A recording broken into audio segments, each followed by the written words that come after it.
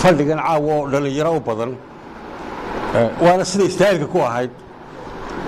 waxaynu ka sheekaynaynaa wax annaga naga dambayn doona inaannu aragno waanu jecel lahay isbeddelkaannu doonayno in aannu aragno isbeddelka aannu doonayno waan jecel lahay laakiin dee mar haddaa da'dan la gaadho dee walwal baa ku galayo idinkaa dee xilliga ilaahay waa wakhtigeedii laakiin idinkaan nagale oo hawshan markaa dhalinyaro u badataan caawa halka fadhiga waan ku faraxsanaa runtii mana ahayn abaabul weyno bulsho badan inaanu la hadalno ma ahayn ku talagalka iyagu inaannu warka gudbinno unbuu ku talagalka iyagu ahaa inaan nagala soo qayb gashaanno aad baan ugu faraxsanahay runtii waxuun baan runtii halkan ku soo koobi doonnaa insha allaahu intii ay akhriyayeen raggii igu horreeyey ee aqoon-yahankii siyaasiyiinta iyo dhaqankaba lahaa ayuu baanu halka kusoo goobay waxay dheer tahay keliya maxaa inaga go'aana oo ereyga ugu dambeeya sheegaynaa go'aankii maxaynu waxaan go'aan ka gaadhnay wey maanta dee berri ilaahay bay ku taallaa xilli dambe marka inaynu in yar isdhegaysano runtii qoraal baan akhriyi doonaa raalli ahaada qoraalkuna far yaryar buu ku qoran yahay xasanadaas baa soo daabaco aadna indhahaygu sax uma ahe inuu in yar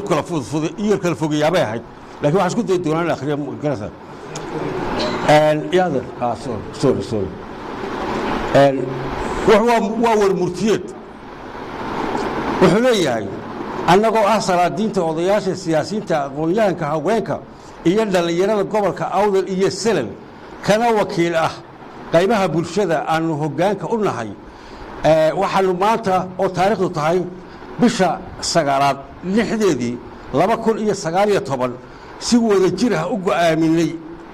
inaannu warmurtiyeedkan ugu soo jeedinno guud ahaan ummadda somalilan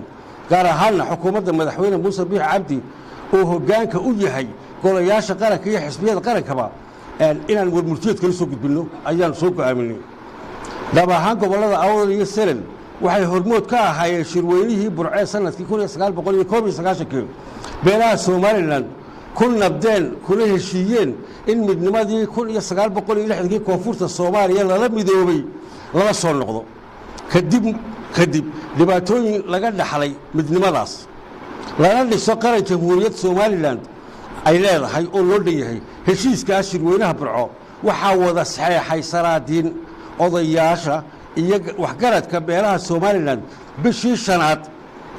1991 oo ahaa ergooyin ka wakiila dhammaan beelaha wadadega dalka maxmiyadii ingiriiska xorriyadda ka qaatay 26 juun 1960 la soo noqoshada qarannimada jamhuuriyadda somalilan gobollada awdal iyo selal sida beelaha kaleba waxay garteen in dantooda siyaasadeed dhaqaale horumar iyo cadaaladeed intuba ku jiraan la soo noqoshada qarannimada jamhuuriyadda somalilan maadaama ayna beelaha gobollada awdal iyo selal sida beelaha kaleba aanay mahadinin midnimadii 1960kii lala midoobay koonfurta soomaaliya heshiiska shirweynaha burcee 1991 waxaa lagu caddeeyey qoraalkiisa in la dhiso qaran ay wada yeeshaan dhammaan beelaha somalilan si cadaalad ahna loogu qaybiyo dowladnimada heshiiskaas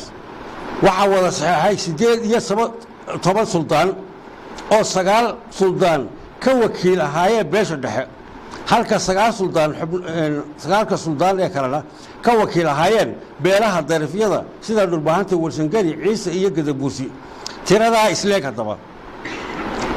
waxaa looga dhigay in tusaale ay u noqoto dhismaha dowladnimo loo siman yahay oo soo socota waa shirkii burcakaas sidaa daraaddeed innagoo taa tixgelinin haddaba maadaama heshiiska noocaasa la galay beelaha awdal iyo selal waxay xil weyn iska saareen tan iyo dhismihii jamhuuriyadda jiritaanka qarannimada somalilan nabadaynta iyo midnimada ummadda waxayna hormood ka ahaayeen nabadayntii dagaaladii sokeeye dhex maray beelaha wadadega burco sanadkii 1992 dagaaladii sokeeye ee ka dhacay berbera iyo martigelintii ergooyinkii beelaha somalilan ee shirweynihii boorama sanadkii 1993 shirweynahaas oo lagu dhisay xukuumaddii labaad ee jamhuuriyadda somalilan kadib markii ay dhammaatay labadii sare ee xukuumaddii SNM dhab ahaanna martigelintaas ergooyinka shirweynaha boorama beelaha gobollada awdal iyo salel waxay ku bixiyeen juhdi wakhti badan iyo hanti intaba siduu shirweynahaasi nabadgelyo iyo guul ugu dhammaan lahaa iyada oo lagu jiray xilli xasaasi ah dhismaha qaranka jamhuuriyadda Soomaaliya wuxuu ka bilaabmay kuna dhisan yahay hab beeleed tan iyo dawladdii SNM ee lagu dhisay shirweynihii Burco 1991 xukuumadihii kala dambeeyay ee dalka soo maray ilaa xukuumadda talada dalka haysa hadda muddadaas oo dhan beelaha gobollada awdal iyo salel waxay ka hadlayeen cadaalad darrada ka jirta wada lahaanshaha dawladnimada jamhuuriyadda Soomaaliya beelaha gobollada awdal iyo salel waxay qoraal ahaan ugu gudbiyeen xukuumadihii kala dambeeyay wax ka qabashada tabashooyinka ka jira wada lahaanshaha dawladnimada jamhuuriyadda Soomaaliya si loo hirgeliyo qodobadii wada lahaanshaha dawladnimada ee heshiiskii Burco ee 1991 waxay beelaha Soomaaliland wada saxeexeen ay heshiiska wada saxeexday ku qornay tabashooyinka beelaha darafyada ee saabi qaybsiga dawladnimada waxaa warbixin ka soo saaray aqalka wakiilada sahan uu ka sameeyey dhammaan gobollada dalka sanadkii 2016 warbixintaas oo loo gudbiyey xukuumaddii madaxweyne Axmed Maxamed Maxamuud Silaanyo wax natiijo ahna lagama qaban kadib markii ay madaxweynaha mudane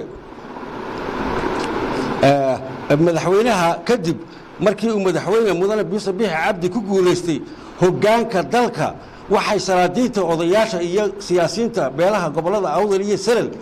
oo ka wakiilaha shacabkooda si toos ah ugu tageen ugalana hadleen Muuse Biixi xafiiskiisa sanadkii 2019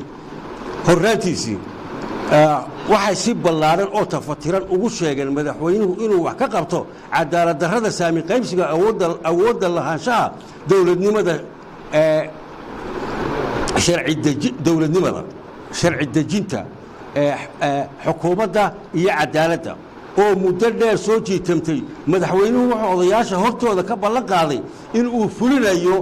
tabashadoodaasi aan doorashana la gelayn ilaa taa wax laga qabto saami qaybsigu haddaba aynu sheegaynaa ma aha keliya xubnaha golayaasha sharci dejinta sida dad badani u fahmeen beelaha Somaliland uma sinna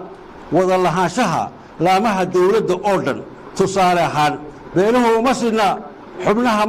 madaxda qaybaha fulinta sida wasiirada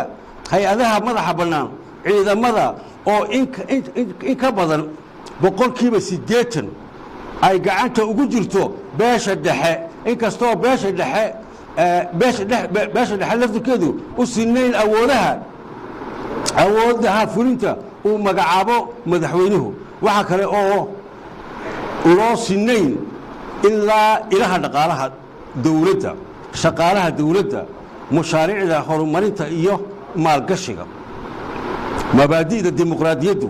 waxay nafaraysaa in aan tiro la isku muquulin karin dadka tirada yar lama muquulin karo dadka tirada yar laguma muquulin karo awood tiro badan sida dadka tirada badan dadka tirada yari keligood awood dawladda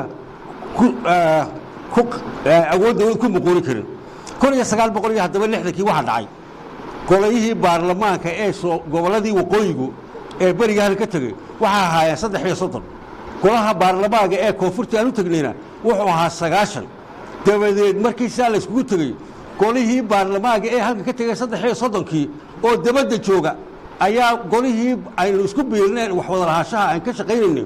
oo 90 ayaa shirkii galay dabadeedna waxay go'aamiyeen qodobo adag oo dawladdii Soomaaliya iyadoo aan hal qof oo golihii wakiilada ee Soomaaliland ka tagay aanu ku jirin taasi waa ta keentay burburkan iyo halaagan aynu aragnay cadaalad darradii noocaas ah halka ka dhacday wax qabad la'aanta haddaba wax ka qabasho la'aanta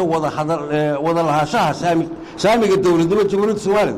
waxay saameyn xooggan ku keentay dadweynaha gobollada awdal iyo salel waxaa yaraatay aaminaadii dadku ku qabeen dalkooda waxaa yaraatay kalsoonidii bulshada ku qabtay siyaasiyiintooda iyo hoggaankooda dhaqanka waxaa kala furmay isku xidhnaantii bulshada dhexdeeda waxaa abuurmay dareen ah in awoodda qaranka aan loo waxaa abuuratay maaha waxaa la arkay oo dhaba in awoodda qaranka dalka loo sinayn isku xidhnaantii okay iyo reejaxumo in awoodda qaranka aan loo sinayn waxay walwal weyn iyo reejaxumo ku abuurtay dhammaan qaybaha bulshada gaar ahaanna da'yarta horteeda fadhida oo kale dhaliilaha iyo dhibaatooyinka siyaasadeed ee kor ku xusan waxaa mas-uul ka ah siyaasiyiinta beesha dhexe waxay ka dhaga adeegeen in ay ka howlgalaan sidii qarankan beelaha somalilan u wada yeelan lahaayeen waxay buriyeen heshiiskii wada lahaanshaha jamhuuriyadda somalilan ee beelaha somalilan ku saxeexeen shirweynihii burco waxay horseedayaan taas waxay horseedaysaa inay dalka ka abuuranto khilaafyo beelaysan iyo weliba jabhad hubaysan taasina waxay horseedi kartaa alla inaguma keene waa ereyadii halas burbur haddaan wax laga qaban halkii laga rabay in siyaasiyiinta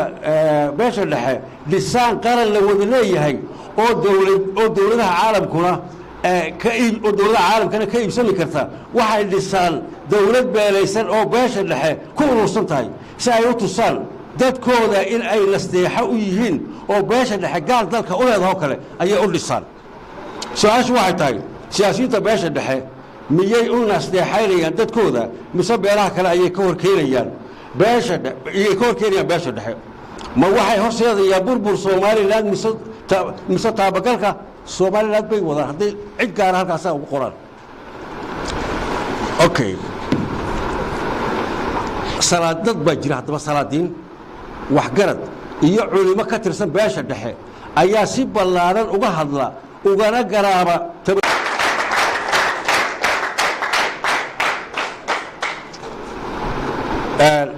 qodobka afraad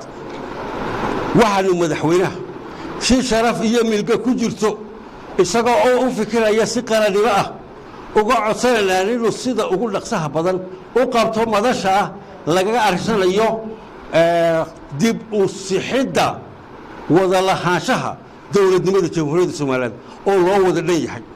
qodobka shanaad waxaanu waddamada daneeya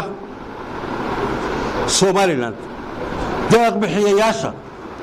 iyo hay-adaha caalamkaba si buuxda uga codsanaynaa in ay murtiyeedka si dhow ula socdaan oy fiiro gaara u lahaadaan aad iyo aad baad u mahadsantihiin asalaamu calaykum raxmat ullahi wabarakaatu